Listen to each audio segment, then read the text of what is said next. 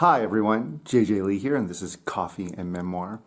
And today we're going to talk about sequence and order. If you're a new writer embarking on a memoir or some sort of form of personal nonfiction, and you're not used to writing in the creative nonfiction form, there are times when the writer, you, may get confused or try to glom on too many ideas in one sentence. It's kind of a Three Stooges effect, where you have three stooges trying to go through the doorway at the same time. And one way to sort that out or understand what's happening in a glommy or turgid paragraph is to think of it and edit through it with the idea of sequence and order. So let's address the first idea, sequence. Sequence is about taking an idea and breaking it up into constituent parts, elements, smaller framing of action. So what I'm talking about is if you say, I scored a goal, you can break that scoring of a goal into a sequence of actions. Skated up the ice, saw the goalie, was distracted by something, you cocked your wrist shot, fired it off, watched it travel through the air, and then hit the pad of the goaltender, and then bounce and flip in the air, and then finally trickle into the goal. So what we've done is we've taken an idea, a single idea, I scored a goal, and broken it into a dramatic sequence. The other thing that you might have noticed in this dramatic sequence is that it was actually in order. And by order, I mean the sequence was actually outlined in a chronological order that could be easily understood.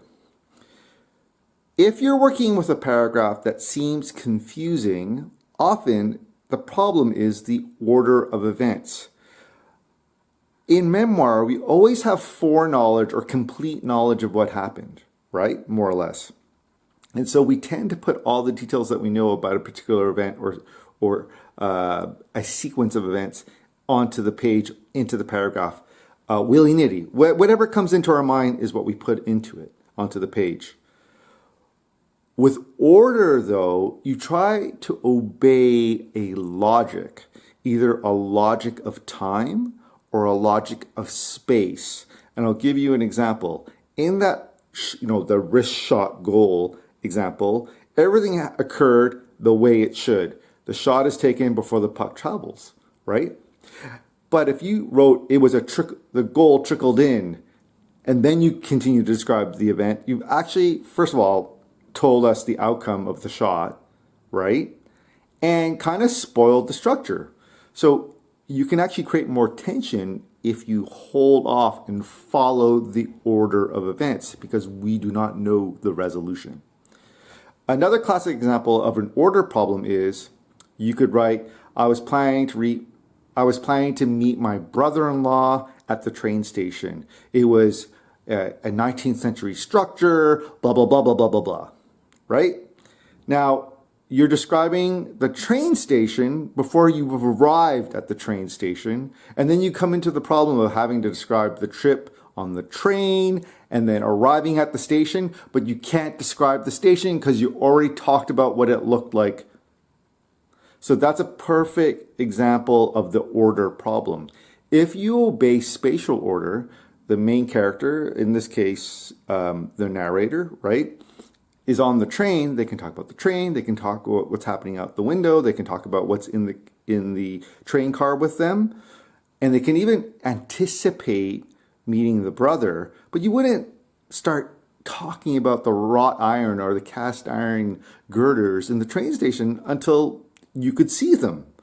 And that helps the reader sort of begin to construct the scene. It provides a proper order.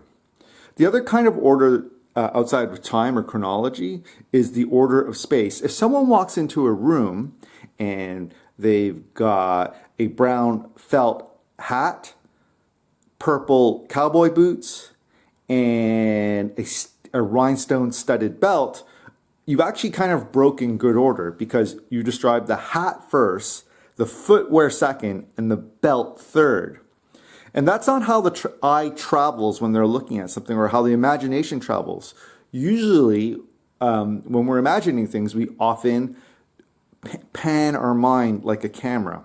So, for example, you might go with the hat first, the belt second, and then the shoes. This even happens in really complex fine art works. I was trained, I studied as a painter, that there was like a circle that you made, right, of information, and it would spiral towards the middle. And so it was this natural gaze, this natural line of the eye of how it takes in information. And so if you follow this sort of natural flow of the eye, it makes the work richer, more comprehensible, and also more attractive. It draws the viewer in. So I think an orderly paragraph, an orderly sentence can do the same thing. So try it out, sequence and order, and see how it changes the way you edit your personal nonfiction. Thanks a lot.